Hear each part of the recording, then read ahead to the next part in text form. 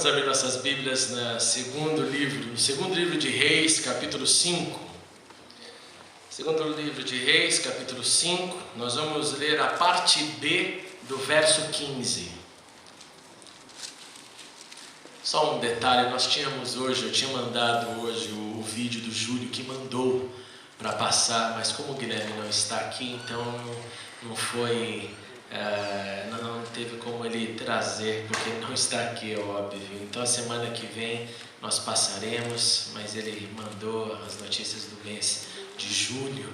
Então, por favor, continue orando por ele. A semana que vem nós assistiremos o videozinho que já está pronto. Segundo livro de Reis, capítulo 5, verso 15, parte B, que diz assim: agora sei que não há Deus em nenhum outro lugar, senão em Israel. Vamos orar. Pai, obrigado pela Tua presença, obrigado pelo louvor, obrigado pela liberdade, obrigado por estarmos aqui juntos, obrigado por tudo que o Senhor já fez, porque o Senhor move no louvor do Seu povo, o Senhor quebranta os corações, o Senhor fala, o Senhor prepara essa terra, a terra da nossa alma, do nosso intelecto, para que possamos absorver a Sua palavra. E por isso, confiando nisso, nós agora entramos neste momento, pedindo, Senhor, sim, manifeste o Teu querer, nos desafie, fale e cumpra essa Tua vontade neste dia, para que possamos ser mais e mais parecidos com Jesus. Assim oramos no nome dEle. Amém e amém.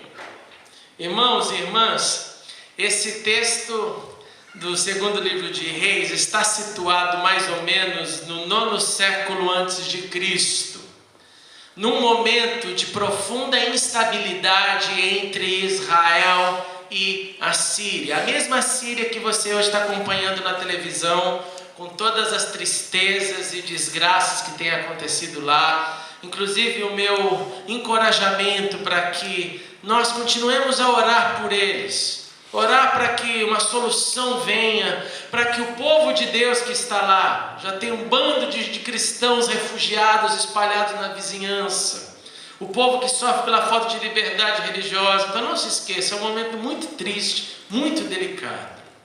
E essa situação aqui, que é o contexto do texto que lemos, acontece ali. Mais especificamente, a grande probabilidade é que esse momento que nós vamos falar hoje aconteceu inclusive em Damasco, na famosa Damasco da Síria. E lá existe este camarada que é um comandante do exército, alguém que tem as suas vitórias, alguém que tem um nome de poder, alguém que é um valente, e que ele faz parte do grupo daqueles que têm claro que Israel como seu inimigo. A Síria lutou muitas vezes contra Israel, não só quando aconteceu o cativeiro, que foi oficial, a briga oficial que a gente tem na cronologia do ano 722, mas na verdade antes disso, a briga já existia. E a briga era assim: o rei mandava suas tropas contra a região norte de Israel, destruía tudo, saqueava, levava um pouco de gente, e assim foi indo, até que em 722 teve o grande exílio. E nesse contexto, tem uma história muito chocante, porque esse homem que era um comandante, muito conhecida essa história, esse Naamã, ele contrai uma doença na sua pele, a indicação é que era lepra, e não dá nem para imaginar a dor de alguém que é uma figura pública, alguém que é um general militar, alguém que tem nome, que tem fama, contrair lepra. Para você entender a dimensão do problema, esse adquirir lepra faria dele um isolado, um abandonado na sociedade. Então você imagina ele de uma figura pública, ele teria que ser isolado, jogado a algum canto da cidade, onde ele pudesse receber comida, sem contato humano. Alguém que jogava por uma corda, geralmente os leprosos ficavam abaixo do penhasco, para que pudesse jogar comida através de baskets, de cestas para eles, a sua família, e depois puxar a cesta sem ter contato com o leproso. Você imagina o drama. E ele recebe essa notícia e diante dessa tristeza entra na história a pessoa da qual eu gostaria de falar essa noite. Eu não quero falar de Naamã, não quero falar muito do que aconteceu, mas eu quero falar do que eu chamei essa menina de Deus. Uma menina que foi exilada, que foi levada da sua terra para trabalhar na casa de Naamã. Uma menina que foi levada contra a sua vontade para servir em uma terra contra a sua vontade, uma terra de que habitavam os seus inimigos, o inimigo dos seus pais, o inimigo do seu povo. Uma menina que a Bíblia não descreve como uma virgem, nem a Bíblia descreve como uma mulher. Porque se ela fosse uma virgem aqui descrita, a Bíblia estaria dizendo que era uma moça, já pronta na idade para casamento. Por isso que seria importante a menção de uma virgem, como às vezes a Bíblia menciona. Se ela fosse uma mulher, ela estaria com certeza sendo mencionada como uma mulher já casada, mesmo que a Bíblia não mencionasse. Ela seria uma pessoa adulta. De modo que nós não sabemos a idade dessa menina. Mas não é uma moça, é uma menina. E o primeiro ponto que nós temos que pensar então é o que passa na cabeça de uma menina que é levada à força para trabalhar na casa de um inimigo. O pessoal aqui que trabalha limpando a casa dos outros, que essa era a função dessa menina, alguns tiveram experiências boas, boníssimas com patrões maravilhosos, patroas bondosas. E outros tiveram experiências terríveis. E se você não teve, você vai concordar que você já ouviu uma história dessa. Mas faziam isso e faz isso por quê? Por que alguém trabalha com um patrão mesmo que não goste dele? Dinheiro, certo? Se pagar bem então, a pessoa engole qualquer saco. Ela é péssima. Me enche o saco, reclama de tudo, mas paga muito bem, eu aguento. Essa menina não tem esse contexto. Essa menina está à força. Um exilado, na verdade, não tinha nem salário. O salário era teto e comida para acordar no dia seguinte e continuar fazendo aquilo que iria fazer para o resto dos seus dias. Essa menina, ela com certeza traz o quê? O que seria normal se você fosse levado à força para trabalhar na casa do seu inimigo? Saudade, traumas. Como será que foi que ela foi separada dos seus pais? Você imagina o trauma? Eu não consigo nem imaginar alguém tirando a Camila de minha força para ir para um lugar que eu não gostaria que ela fosse, para morar na casa do meu inimigo. Imagina você, pai, mãe, que drama que seria isso.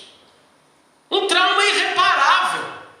Não é uma coisa que alguém chega para você e fala assim, bate no seu ombro e fala, esquece, vai passar. Não passa. Não passa. Leia sobre o drama de pais que têm seus filhos sequestrados ou sumidos e que não voltaram para casa. E imagine a ideia se encontrando com ele, vai passar, tudo bem, só vai passar se voltar para casa quem se foi. Não passa essa dor. Você não se acostuma com ela. Ela não acomoda no coração. Então é esse o drama que essa menina carrega. É drama de separação, é trauma, é saudade, é frustração, é incerteza quanto ao futuro. Porque o mesmo que me levou pode amanhã cismar de me matar. O mesmo que me levou pode cismar amanhã de me abusar sexualmente. Não é família. Não é patrão, é dominador. E um dominador que está acostumado a matar gente. Um dominador que tem funções militares. Imagine a cabeça dessa menina. E o contexto que essa menina vive, o cenário é um cenário que ela não foi para lá sozinha. Tem outros em outras casas. Tem outros que talvez ela escuta falar a respeito. Tem outros que talvez ela compare. Aqui em casa a comida é boa, o trabalho é ruim. Ou lá na casa daquela outra pessoa, minha amiguinha que foi para casa não sei de quem. A comida é ruim, o trabalho é ruim, tudo é ruim. É um drama, é o drama dos exilados. O drama de quem foi levado à força para uma situação. Esse é o cenário. E na terra da onde saiu, o cenário é de desolação. Por que desolação? Porque no norte de Israel naquela época não tinha como haver uma defesa plena. E não tinha uma defesa plena porque eles já viviam os desdobramentos da sua desobediência, que aconteceu quando o reino foi dividido. 10 tribos para o norte, 2 tribos para o sul. Por causa disso, a situação militar, a situação social, a situação de cidadania, a vida já estava fragmentada. E aí essa menina então fica com a cabeça um pouco no trauma, um pouco onde ela está, um pouco talvez onde vai acontecer, e um pouco lá na cidade da onde ela saiu, do norte, provavelmente do norte, Samaria, norte de Israel. Mas essa menina, ela tem uma crença. Ela tem uma crença que não se abala. Ela, ao invés de ficar revoltada com a situação, a impressão que eu tenho é que a crença dela não foi afetada pela desgraça. A crença dela não foi mudada pelo que aconteceu. Vamos voltar para o nosso exemplo aqui, para a gente trazer para a nossa pele. Você concorda que a sua crença e a minha crença poderia ser extremamente abalado se a gente tivesse um filho sequestrado e levado embora? Ou se você fosse levado. Se você fosse levado, tirado do seu convívio, mexeria na fé de alguma forma. Eu acredito que ninguém tem que ter esse espírito de ousadia de falar, jamais. Tem coisas na vida que nós desconhecemos. E o sábio se cala. O tolo fala. O sábio se cala e fala, Deus tem misericórdia. O tolo fala, peça meu filho que eu mato como Abraão, Senhor. O sábio fala, não, Senhor, livre-me do mal, pois ter o reino, o poder e a glória para sempre. Amém, amém, amém. Isola. Isola não, tá? A crença dela não foi afetada, a crença dela não se transformou em revolta. A crença dela se manteve firme, e nós descobrimos isso no momento em que ela ouve a história da patroa falando com o patrão, maridão, meu marido está com lepra, vai morrer, vai ser isolado. Se fosse morrer logo ia ser mais fácil, né? Mas o pior é, vai ser isolado socialmente.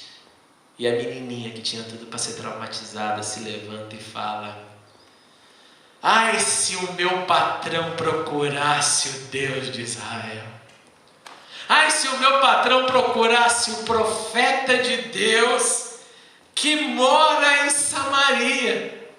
Ai, se o meu patrão pegasse a primeira mula e viajasse do norte para o sul e encontrasse com o homem de Deus, o tal do Eliseu. Ai, se meu patrão fizesse isso. E essa notícia vaza. E todo mundo que está desesperado faz de tudo para arrumar a cura. Com certeza você já ouviu aí. No mundo dos artistas isso é muito normal acontecer. Ficou doente, vai em tudo. De igreja evangélica, a procissão, a pai de santo, vai em todos os lugares buscando onde você falar. Você falar para ele que andar de ponta cabeça vai curar, o camarada anda. Vale tudo. Você falar para ele que fazer a coisa mais esdrúxula ele faz, porque ele quer a cura. E esse homem ouve então sobre essa possibilidade de falar com um camarada que mora em Samaria, em Israel, e ele decide ir até lá. Ele pede visto, autorização para o seu rei, para o seu chefe, o rei dá, ele vai direto na casa real, porque ele acha que se tem um profeta naquele lugar, o profeta deve servir o rei. E era o contrário, naquela época o profeta ficava descendo a lenha no rei. Falando, você está fazendo errado, meu. Você está agindo errado, volta para Deus. Por isso que ninguém gostava de profeta, por isso que ninguém gosta de profeta. Por isso que profeta não é popular. Sabe quem é popular? Charlatão. Charlatão é popular.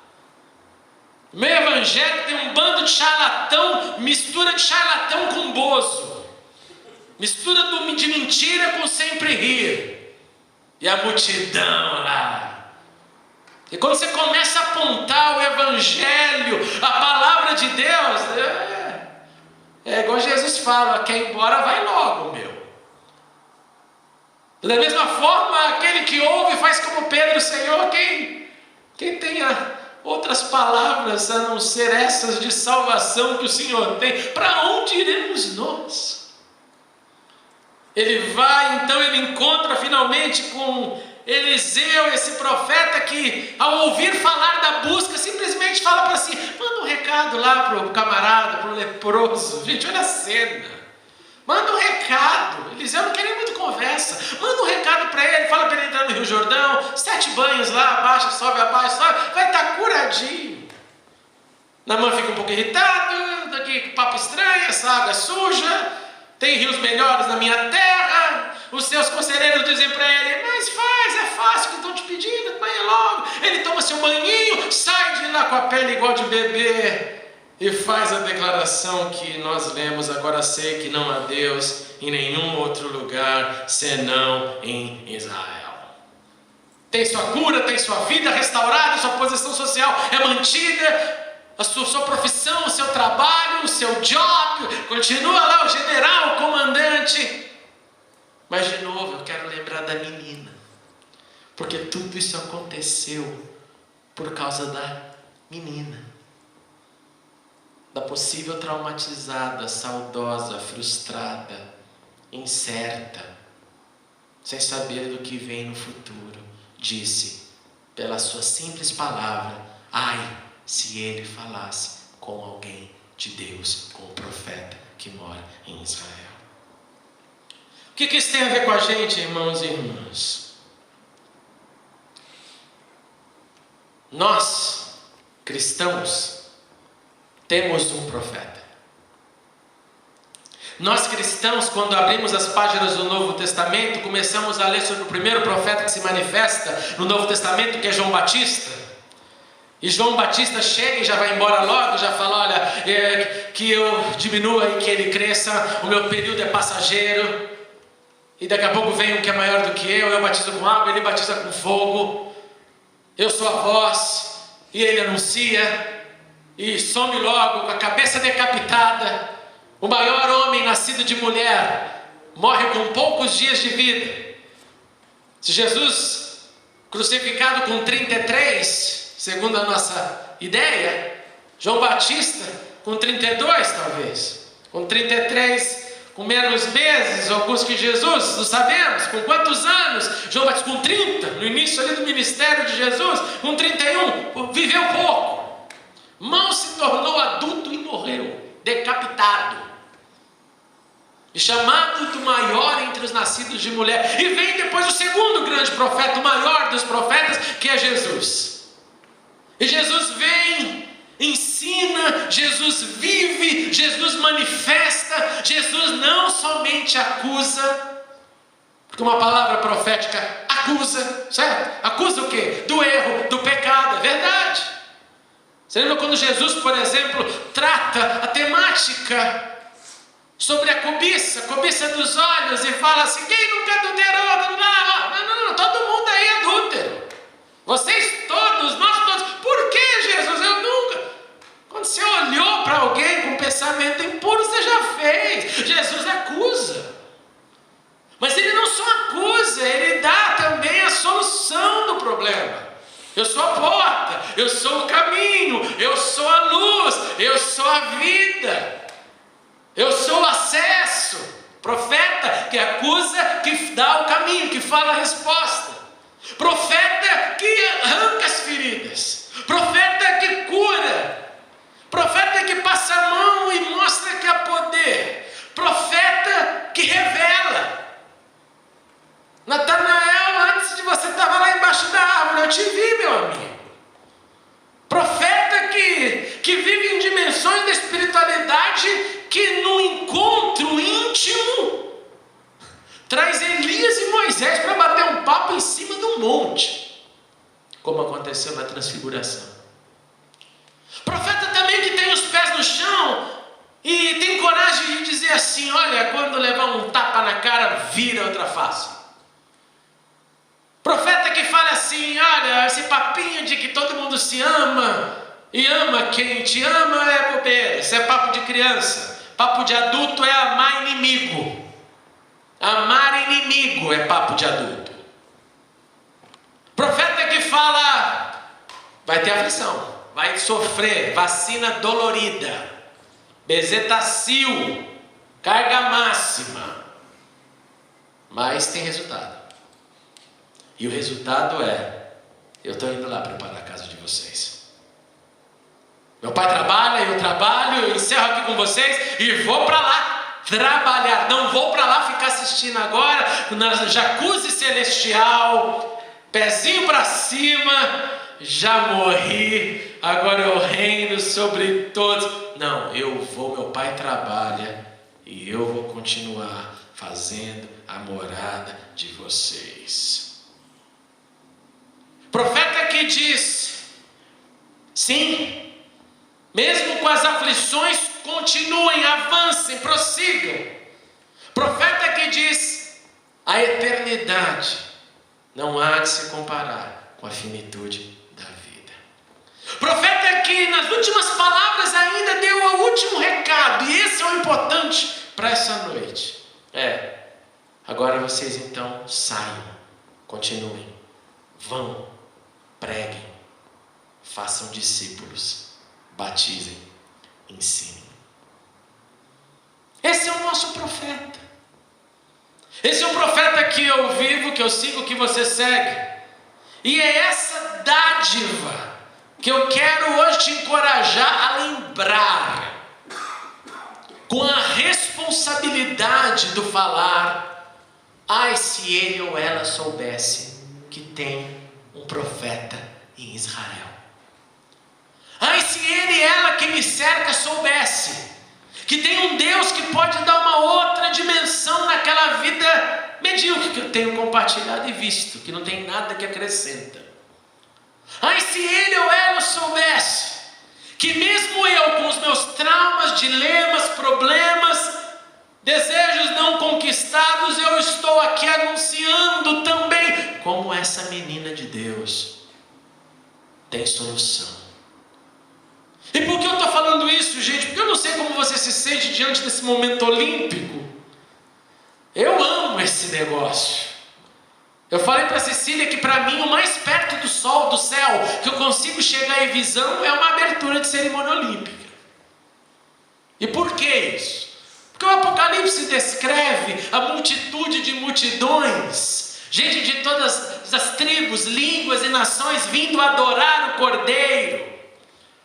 A Bíblia fala desse ajuntamento de pessoas, e quando eu olho ali aquelas pessoas, aquelas caras diferentes, cores, olhos, caminhada diferente, um body language, outro mais assim, outro mais duro, é uma coisa linda. Meu coração ferve porque eu lembro que o meu profeta, o único profeta, diz para mim: vai pelas nações e prega o Evangelho. Vai anunciar. Eu queria então te encorajar nesse chamado espírito olímpico, a clamar, a olhar para dentro de si e falar: Senhor, em nome de Jesus, reaviva o meu coração, para que eu possa ser como essa menina de Deus, em qualquer circunstância, a despeito dos meus traumas, ou dramas, ou experiência, que eu tenha para onde apontar para aqueles que me cercam, porque nós conhecemos o profeta, a voz, o caminho de Deus. Não é normal nós nos acostumamos com uma situação onde só recebemos e recebemos. Não é normal, não é cristão. Não é cristão acordar e ficar na luta singular de se eu vou continuar a caminhada ou não. Não é normal. Volta para a menina. Essa teria todos os direitos de se frustrar e terminar. Esse relato devia terminar assim no mundo pós-moderno. suicidou porque não aguentou o tranco. Então ia ter um bando de gente dizendo: é verdade, não dá realmente para aguentar uma dor dessa. Mas ela fica marcada na história por ter apontado que existe um homem de Deus. Irmãos e irmãs, pergunta direta e reta na sua vida: você tem falado para os que te cercam, existe Deus, existe um profeta, existe Jesus Cristo, Jesus de Nazaré, e eu sou seguidora dele, e eu quero que você conheça. Quantos leprosos já estiveram ao seu redor? Quanta gente que ao olhar para ela talvez não tinha o estado de putrefação da pele das lutas, estava ainda com a carcaça bem estruturada, parecia normal, mas que a alma já estava toda corroída, e a gente se cala. Em nome de Jesus, eu quero te dar esse alerta. Leva isso para dentro do seu coração. Nós fomos chamados para anunciar. Nós fomos chamados para falar a tempo e a fora de tempo. Ou nós encarnamos isso, ou nós estamos brincando de cristãos. Eu dei uma entrevista sexta-feira para uma rádio do Brasil, por telefone, claro, e foi muito legal que a pessoa, uma rádio secular, lá em Minas, e no final da entrevista ele falou: fala um pouco aí do que você faz, do que você crê. Eu falei: bom, muito legal esses momentos, né? Falei: o que eu faço é tentar falar para alguns sobre Jesus de Nazaré, que não é religião, mas é Deus, que a gente pode se relacionar com Ele e que Ele é vida. Tão gostoso poder falar com a boca cheia, sabe, não gagueja. Não é isso aí mesmo, amigo. É Jesus de Nazaré. Jesus. Vergonha é não tê-lo. Vergonha é não tê-lo. Em nome dele, eu te desafio com amor a olhar para dentro de si e se perguntar: tenho eu sido essa menina de Deus ou esse menino de Deus, que a despeito dos meus dramas, eu sempre aponto o caminho da salvação para aqueles que me cercam ou não? Em nome de Jesus. Ou nós encaramos essa necessidade cristã, ou assuma que tudo o que você quer é o êxtase do agrupamento coletivo. E o êxtase do agrupamento coletivo não é o que Deus tem para os seus filhos. O que Ele tem para os seus filhos é a convicção de que estamos num combate da fé. Ele é bom, mas Ele é combate. Em nome de Jesus, nesse tempo de Olimpíadas, pense nisso. E peça a unção que está disponível para você ser uma menina de Deus, um menino de Deus.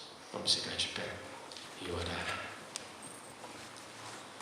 Grande Deus, nós confiamos na Tua palavra e sabemos que ela é verdade. Nós sabemos que somos pequenos, Senhor, somos tão frágeis. E eu quero te pedir, nessa hora, em nome de Jesus, quando nós estamos testemunhando esse ajuntamento de nações, mais de 200 países, é tão bonito, Senhor. O Senhor sabe o quanto eu gosto dessa hora, desse momento. A gente curte, a gente deslumbra, a gente torce. Mas eu te peço, Deus, que o Senhor aproveite esse momento para abrir os olhos espirituais de cada um do seu povo que assiste pelo mundo, não só aqui na Link Church, aqueles que vêm pela internet, para que, Senhor, nós possamos olhar e lembrar das vidas que, como disse, às vezes não estão mostrando as suas chagas ali no corpo, mas as chagas estão ali na alma. Chagas de desespero, chagas de tristeza, chagas de frustrações, chagas de desencontros. E nós, Senhor, deixando a vida ficar cada vez mais medíocre, menor, esquecendo que nós somos embaixadores do Teu reino, que nós devemos colocar o Teu reino na frente, não só nos nossos verbos, nas nossas palavras, mas nas nossas ações e, acima de tudo, nas decisões do dia a dia. Então, em nome de Jesus, eu te suplico, ó Deus de Israel, levanta nesse momento olímpico um povo com os olhos nas nações, um povo com os olhos aqueles que nos cercam, para que não venhamos a perder nenhuma oportunidade. Em nome de Jesus, coloca sim, Senhor, este que é uma responsabilidade e um peso ao mesmo tempo. Peso de que, como diz a sua palavra, se nós enxergarmos, contemplarmos o ímpio indo para o mau caminho e não avisarmos, e a sua alma for tirada, nós prestaremos conta. Então levanta-nos, Deus, com poder para testemunhar a tempo e a fora de tempo. Levanta-nos, Deus, com a preocupação de olharmos para essa igreja, como nós sempre te agradecemos pelo lugar, pela liberdade, pela segurança, mas não nos deixe acomodar em ver cadeiras vazias, Senhor, mas levanta-nos com a responsabilidade daquela menina de Deus, que sejamos os meninos de Deus, as mulheres, os homens de Deus, que aponte o tempo inteiro o profeta Jesus, o Salvador, o Messias, Rei dos Reis, Senhor dos Senhores, Deus absoluto. Em nome de Jesus, faz isso no nosso coração, Senhor. Faz isso como um vírus que se espalha em nosso meio.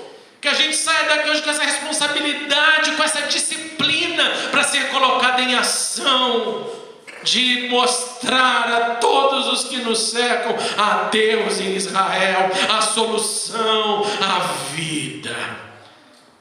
Em nome de Jesus, Senhor, faz isso, eu te suplico, para a tua glória, mais uma vez manifestando a tua misericórdia, e para que possamos ser um povo frutífero, em nome de Jesus. Amém e amém, Senhor. Glória a Deus. Não se sente antes de dar um abraço em alguém e falar: e aí, meu, de quem você vai ser a menina ou menino de Deus?